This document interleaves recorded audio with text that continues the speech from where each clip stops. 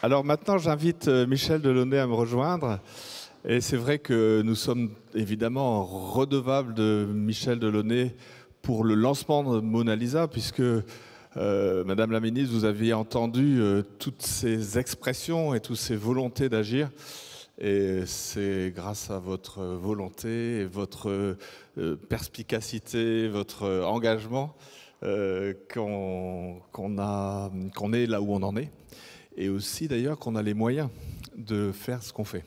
Donc merci infiniment et merci d'être avec nous pour ouvrir cette j'allais dire, première rencontre Mona Lisa après un an de lancement. Cher Jean-François, chers amis, chère Brigitte, quel plaisir de vous retrouver tous et de, si j'ose dire, retrouver des visages nouveaux. Et je salue particulièrement Monsieur Jean-François Mattei, François Chérec, que nous avons eu à nos côtés déjà, et tant d'autres qui ont œuvré ou qui œuvrent aujourd'hui à Mona Lisa. C'est déjà un premier anniversaire depuis ce lancement. C'est vrai que ça va vite. C'est vrai que cet effort que nous avons fait, ce chemin, maintenant est dans le concret, et ce n'est pas toujours le plus simple d'ailleurs. L'important, c'est de durer, disait Goethe, mais l'important aussi, c'est de progresser. Et je me réjouis d'être présente à ce premier anniversaire avec vous. Comme Brigitte, je vais dire quelques mots, mais très rapidement, de la naissance de Mona Lisa, qui est arrivée, qui est née, grâce à vous, Jean-François, en grande partie, je dois le dire, parce que vous m'aviez parlé de voisinage, et la lumière s'est vraiment manifestée en disant pourquoi ne pas faire une mobilisation nationale pour pouvoir donner un fil conducteur à cette action. Et pendant les 2 années de mon ministère, véritablement, je dois dire que ce fil conducteur a été aussi une sorte de lumière qui a équilibré les 3 actions monitrices que j'avais données à ce ministère, qui était premièrement la loi que Jean-Marc Ayrault m'avait fait l'honneur de me confier. Deuxièmement, la Silver Economy. Là, c'était la demande du président de la République que chaque ministère s'engage dans la bataille pour l'emploi et dans la bataille pour l'économie et l'innovation. Et la Silver Economy en est, je crois, la magnifique illustration. Et puis, le 3e volet, c'était cette proximité que nous devons avoir entre les générations et en particulier à l'égard des âgés et des grands âgés. Brigitte nous a fait l'extrême confiance, alors que par tropisme naturel, elle allait davantage comme enseignante vers les plus jeunes, de rejoindre cette mobilisation, et je veux une fois de plus l'en remercier. Et puis donc, vous avez beaucoup travaillé, moi très peu, en fait beaucoup travaillé pour savoir ce qu'était et ce que devait être Mona Lisa. C'est-à-dire qu'on a mis autour de la table les 30 grandes associations de la solidarité, les collectivités, qui quand même sont fort utiles, les CCAS, l'UNIOPS, etc. Et puis les régions de France, les départements de France, et puis d'autres collectivités comme les caisses de retraite, qui ont été non seulement très participantes, mais financièrement même très aidantes et très attentives à notre travail. Alors, justement, aujourd'hui, Mona Lisa est, à 1 an, c'est peut-être un peu ambitieux, mais approche d'une certaine maturité. Il est important de se demander si ces jalons que nous avions posés lors de sa naissance sont les bons, s'il faut les faire évoluer. Au départ, il y a 2 points essentiels. C'est d'abord de mettre en commun des bonnes pratiques. et que cette mise en commun puisse se faire sous la forme de formation des bénévoles, car on ne va pas au domicile d'une personne très âgée sans un savoir, sans un savoir-être et sans, je crois, une formation.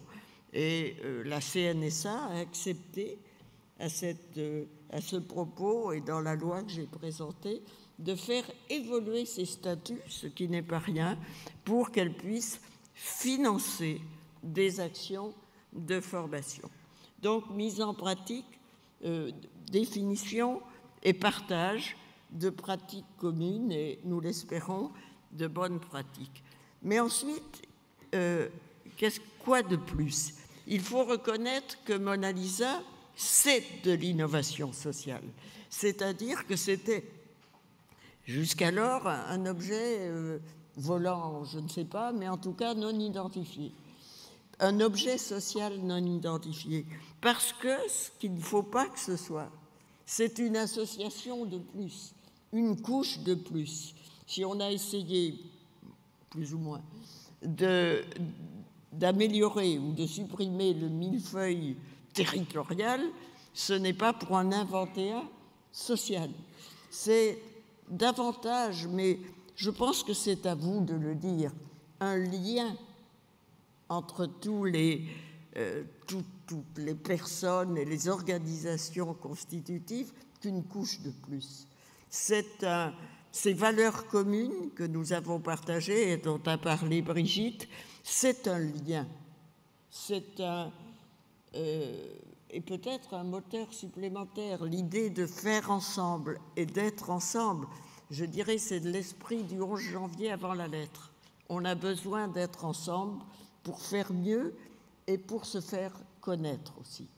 Je pense qu'il y a également un rôle d'essayer de faire prendre, et vraiment à l'esprit, à la lumière des événements que nous venons de vivre, j'en comprends tout le sens. C'est non seulement l'idée de faire, mais de faire ensemble, et de montrer qu'en étant ensemble, on est plus fort, plus unis, et qu'on travaille mieux, et puis qu'on donne plus de visibilité à ce travail.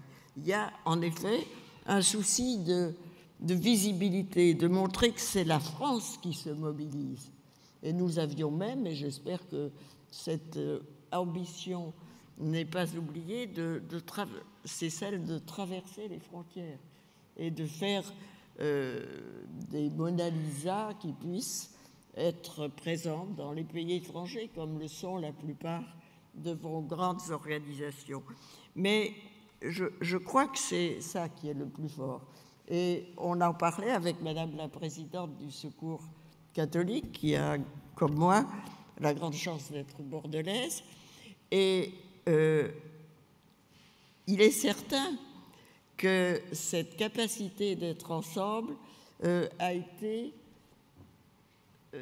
je dirais, une dynamique. Je ne sais pas, parce que là aussi, je suis dans la recherche avec vous, de savoir ce que Mona Lisa apporte et le fait que des associations, soit totalement laïques, soit représentant des confessions ou des engagements différents, puissent travailler très librement ensemble, est un acquis très positif, me semble-t-il. Vous vous rappelez, je raconte toujours cette histoire, nous avions été sur le terrain à Nîmes.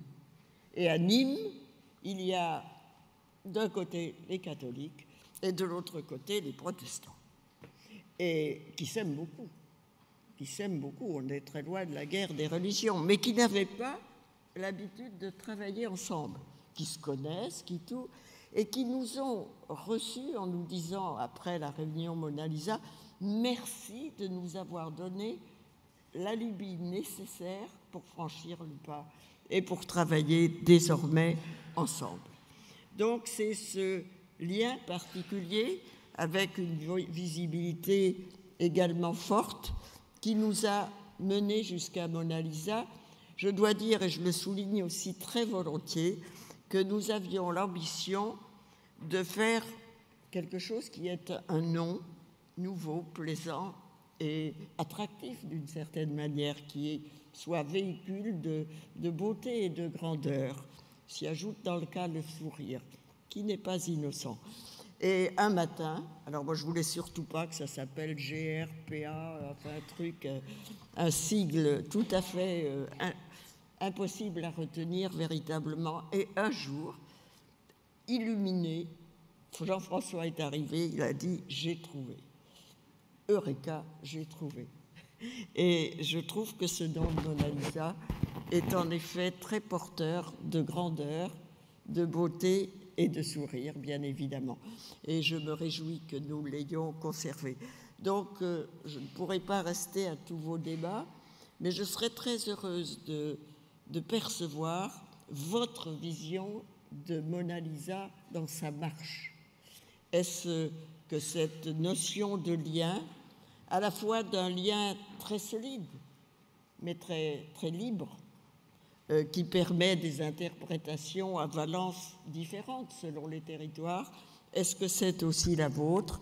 En tout cas, la joie est de s'apercevoir que Mona Lisa grandit chaque jour. La prochaine grande réunion, il faudra la faire au Palais des Congrès à Bordeaux, n'est-ce pas?